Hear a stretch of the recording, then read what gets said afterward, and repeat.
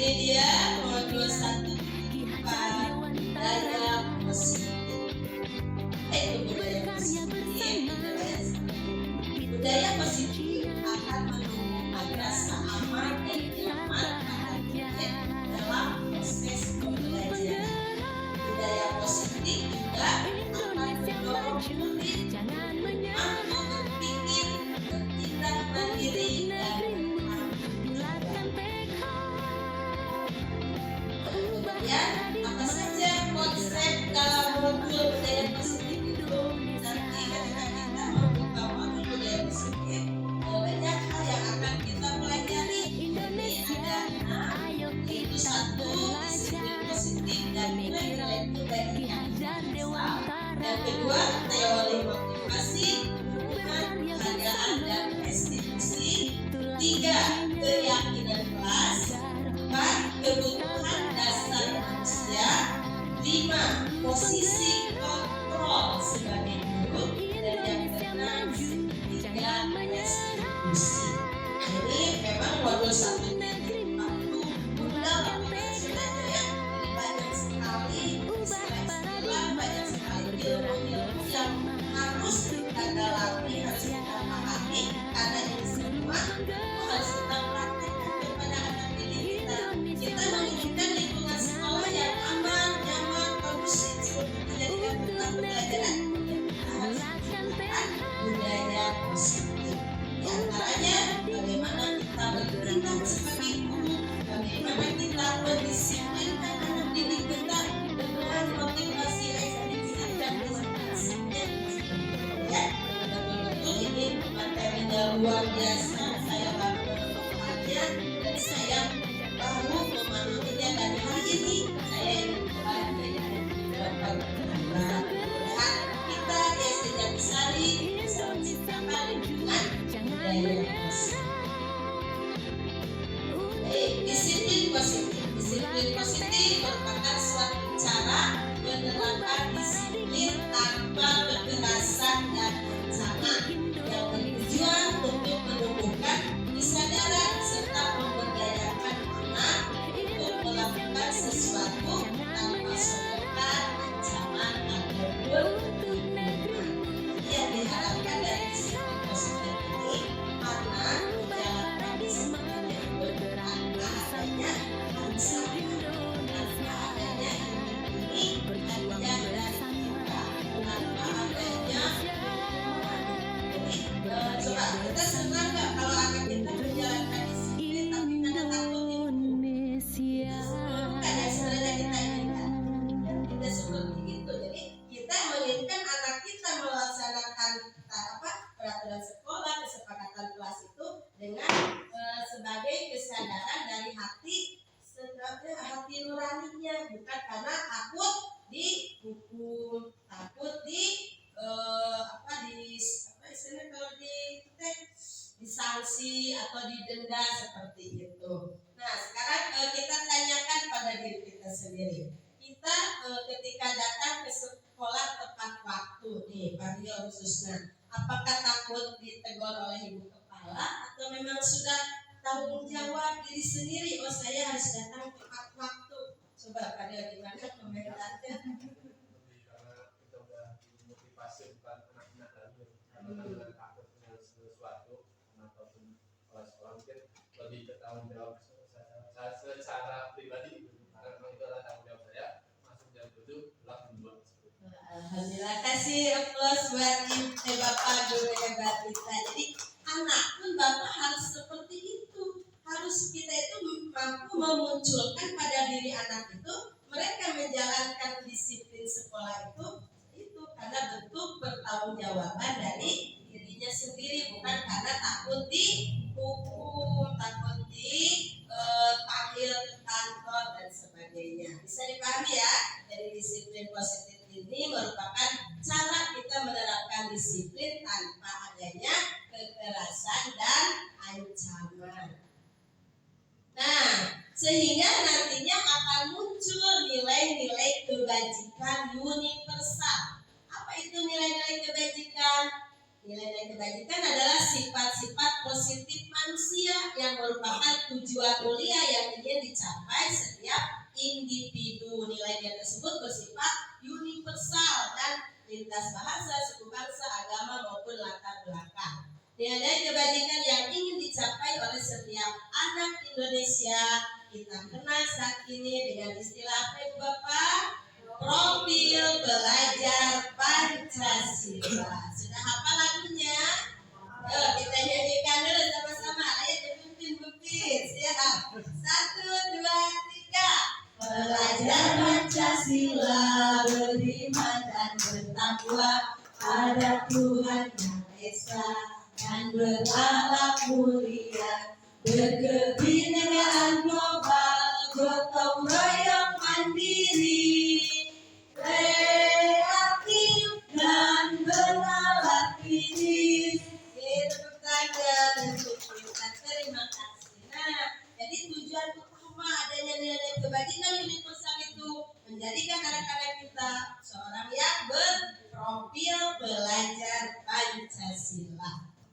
Nah, sekarang motivasi perilaku manusia. Tentu saja untuk memunculkan budaya positif tersebut, kita harus mampu menggali motivasi dalam diri anak-anak kita.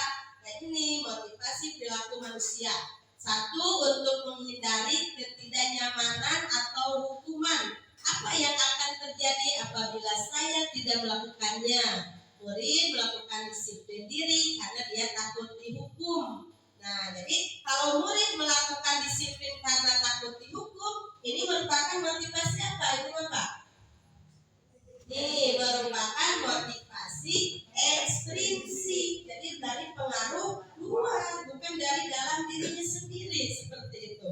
Yang kedua, untuk mendapatkan imbalan dari orang lain atau institusi. Apa yang akan saya dapatkan apabila saya melakukannya? Ini murid melakukan disiplin diri karena mendapat imbalan. Nah, di buruhan misalnya yang datang tepat waktu dikasih apa? Ini merupakan motivasi apa? Ekstrinsik juga, masih pengaruh dari luar, bukan muncul dari dalam dirinya sendiri. Nah, untuk mendapatkan imbalan dari orang lain, apa yang akan saya lakukan? Murid melakukan disiplin oleh sama ya karena mendapatkan imbalan, juga masih pengaruh motivasi ekstrinsik. Nah, jadi kembali yang tadi bahwa bukan ekstrinsik yang kita harapkan, tetapi anak-anak memiliki motivasi intrinsik dari dalam dirinya sendiri. Kita masuk materi yang selanjutnya yaitu hukuman dan penghargaan. Ini sering kita lakukan Ibu Bapak. Apabila yang menurut kita anak melanggar, bisa lari keliling lapang. Atau ada yang mendapatkan nilai misalnya bagus, ini kamu dapat patlot, dapat buku, sering Ibu Bapak ya. Nah, kita akan bahas apa pengaruhnya, dampaknya, dan bagaimana sebenarnya hukuman dan penghargaan itu dilakukan. Saat kita berulang kali menjanjikan hadiah kepada anak-anak agar berperilaku bertanggung jawab, atau kepada seorang murid agar mempelajari sesuatu yang baru, atau misalnya ibu ya pimpinan kepada karyawan anak bawah itu anak buah agar melakukan pekerjaan yang berkualitas, kita sedang berasumsi mereka tidak dapat melakukannya atau mereka tidak akan memilih untuk melakukannya. Ini menurut Al-Fiqh. Nah, dihukum oleh penghargaan. Jadi sebetulnya dengan adanya penghargaan itu bisa saja justru itu menjadi hukuman. Penghargaan bersifat menghukum, penghargaan merusak hubungan, penghargaan menurunkan kualitas, penghargaan mematikan kreativitas, penghargaan mengurangi motivasi intrinsik, penghargaan tidak efektif. Nah, kita bahas satu-satu. Bagaimana penghargaan bisa bersifat hukuman? Ada yang bisa sharing? Jadi kenapa nih penghargaan itu justru disebut hukuman? Justru kan kita itu memberikan penghargaan, tapi malah bersifatnya hukuman. Ada yang bisa memberikan gambaran?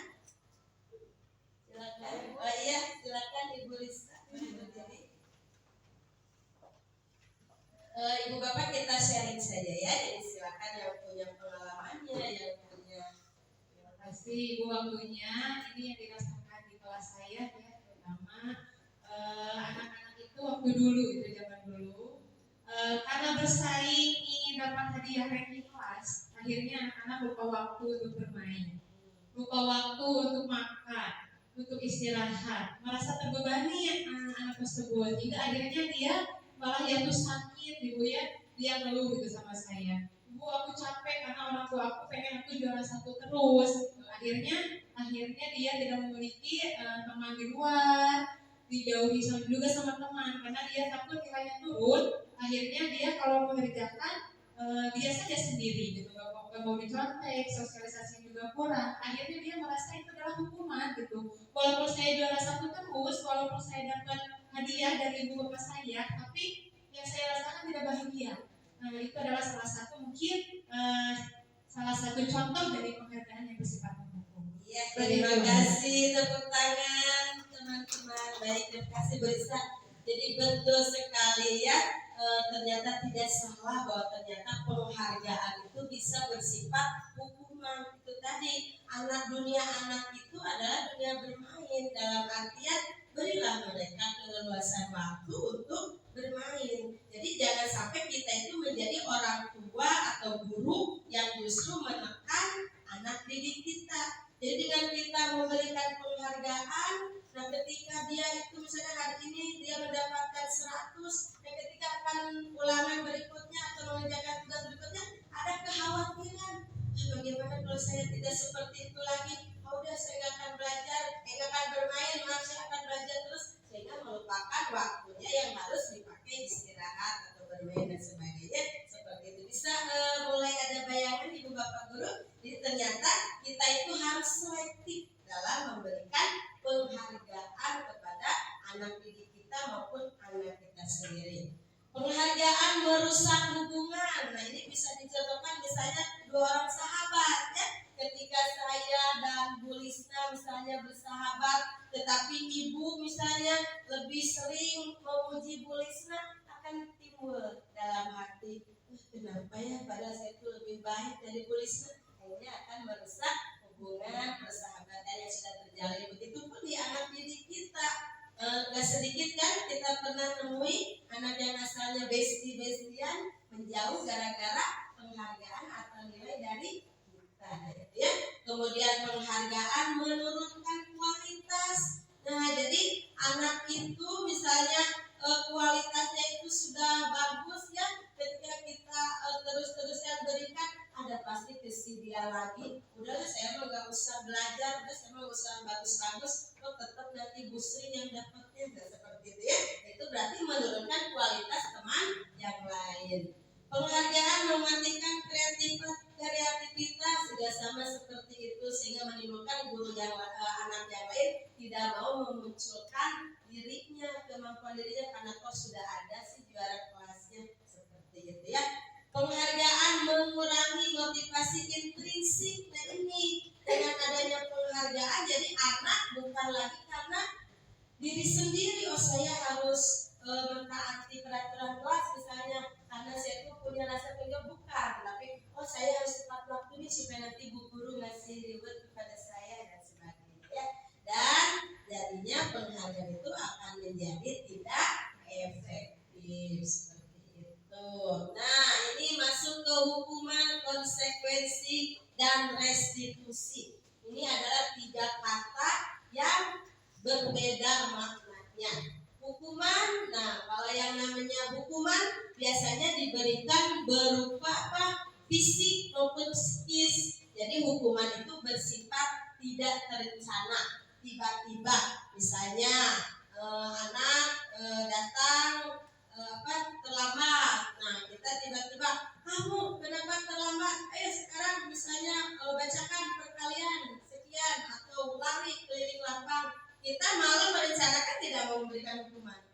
Tidak kan, karena kita tidak tahu besok akan ada yang melanggar, tidak seperti itu ya. Jadi hukuman itu bersifat tiba-tiba langsung ya, tanpa rencana. Sekarang masuk ke konsekuensi. Nah kalau konsekuensi sudah terencana dan dan sudah disepakati bersama, sudah dibahas dan disetujui oleh murid dan guru. Nah, misalnya kita awal tahun pembelajaran nih membuat kesepakatan kelas dengan anak didik kita.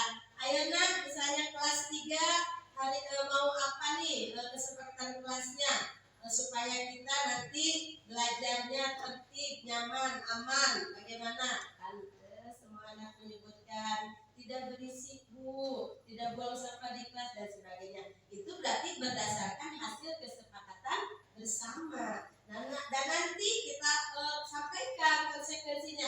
Nanti kalau ada yang melanggar kesepakatan kita, mau bagaimana? Misalnya, oh saya akan begini-begini. Ya, kita kembalikan ketika misalnya Bu Silvi di kelasnya ada siswa yang melanggar, kita kembalikan. Nah, kata ibu kalau yang buang sampah sembarangan berarti apa? Konsekuensinya, oh saya harus membersihkannya dan sebagainya. Nah, itu berarti tidak terjadi secara tiba-tiba, tetapi sudah terencana. Kemudian kalau restitusi, nah restitusi itu memberikan alternatif solusi, merupakan proses kolaboratif yang mengajarkan murid untuk mencari solusi sendiri. Nah, restitusi ini biasanya kita mengadakan dialog. Ketika anak kita melanggar kesepakatan, kita dialogkan dulu, kenapa bisa begini, harusnya bagaimana, dan kamu akan memperbaikinya seperti apa. Itu yang dinamakan restitusi. Nah, ini seperti kemarin contoh saya di kelas 4 di awal pembelajaran, kita membuat dulu kesepakatan dan keyakinan kelas. Apa itu keyakinan kelas? Merupakan sesuatu yang dapat diterapkan di lingkungan kelas. Pembuatan keyakinan kelas melibatkan semua warga kelas dan dapat ditinjau kembali dari waktu ke waktu. Nih, idealnya guru kelas itu bagus karena punya kelas tetap ya. Beda dengan saya guru mapel, dan saya belum mempunyai ruangan khusus. Jadi ketika ibu bapak membuat kesepakatan kelas, ditempelnya di kanton, bisa dibungkus plastik, dipajang di kelas. Jadi ketika anak yang saya tidak boleh berantem, tahu keinginannya itu seperti apa, dan mudah-mudahan ini akan memunculkan tadi motivasi intrinsik dalam anak, dalam diri anak, supaya tidak melanggar kesepakatan kelas. Seperti itu bisa dipahami Bu Bapak.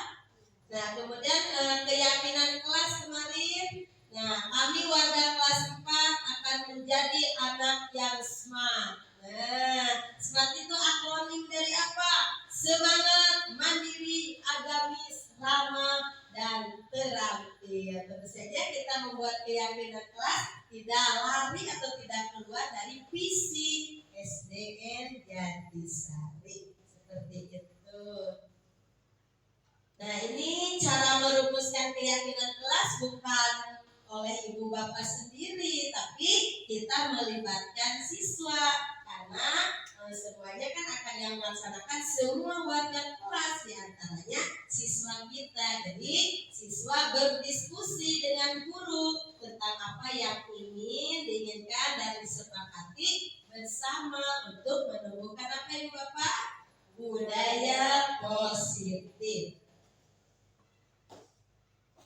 Nah, ini sebelum kelima kebutuhan dasar. Nah, supaya tidak mengantuk, kita ice breaking dulu ya. Kelihatan nih dari belakang beneran. Nah, silakan Bukti. Siap, ice breaking dulu ya Bu Bapak biar tidak kayak Bapak dijamin ada pemimpin. Ya, Pak nanti harus mengikuti semuanya ya. Tidak ada yang duduk, semua berdiri. Bisa nanti dilakukan di kelas masing-masing. Silakan.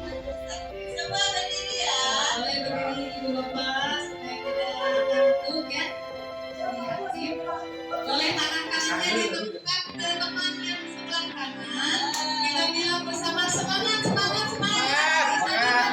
Semangat, semangat, semangat. Ganti kanan kiri temukan. Semangat, semangat, semangat. Goyangkan tangannya ke depan. Ya, semangat.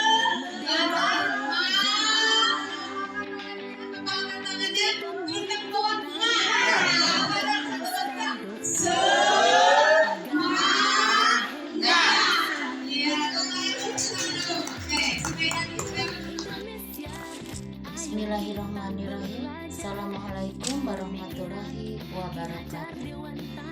Saya Tati Darmayati, SPDM SI, Kepala Sekolah SDN Jatisari.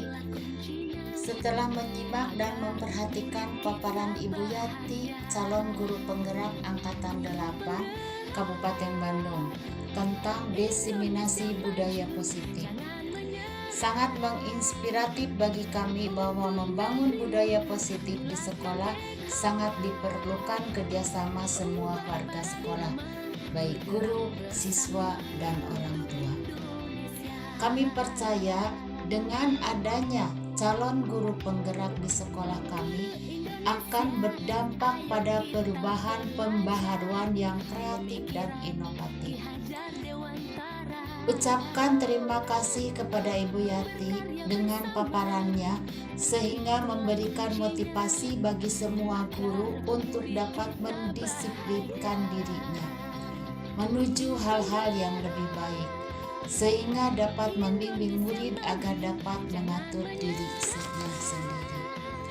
Demikianlah testimoni kami setelah menyimak paparan Ibu Yati Nurhayati. Wabillahi taufiq wal hidayah. Wassalamualaikum warahmatullahi wabarakatuh. Bismillahirrahmanirrahim. Assalamualaikum warahmatullahi wabarakatuh. Sebelumnya perkenalkan, nama saya Lisnawati. Saya merupakan guru kelas 3 di SDN Jatisari. Saya merupakan rekan sejawat dari Ibu Yati Nurhayati SPDI, calon guru penggerak Angkatan ke-8. Saya sudah mengenal Ibu Yati Nurhayati sejak saya mengajar di SDN Jatisari, yaitu pada tahun 2010 yang lalu. Beliau merupakan sosok yang sangat baik dan humble. Beliau juga merupakan sosok yang pintar, rajin, dan kreatif. Dalam menghadapi permasalahan pembelajaran, beliau juga selalu berkomunikasi dengan teman sejawat dan orang tua. Beliau merupakan sosok yang tidak henti mencari ilmu. Ini dibuktikan dengan beliau melanjutkan sekolahnya ke S2. Beliau juga merupakan sosok yang sangat mudah bersosialisasi dalam memecahkan permasalahan yang ada di sekolah kami. Dan baru-baru ini beliau juga telah mensosialisasikan budaya positif kepada kami guru-guru di SDN Jatisari, dan insya Allah kami akan menerapkan dan mewujudkannya kepada anak-anak kami yang ada di SDN Jatisari. Beliau juga sangat aktif dalam berbagai kegiatan, terutama kegiatan yang berhubungan dengan keagamaan. Semoga Ibu Yati Nurhayati berhasil dan sukses menjadi guru penggerak, dan semoga bisa membawa perubahan yang lebih baik untuk kita semangat. Semangat Bu Yati. Wassalamualaikum warahmatullahi wabarakatuh.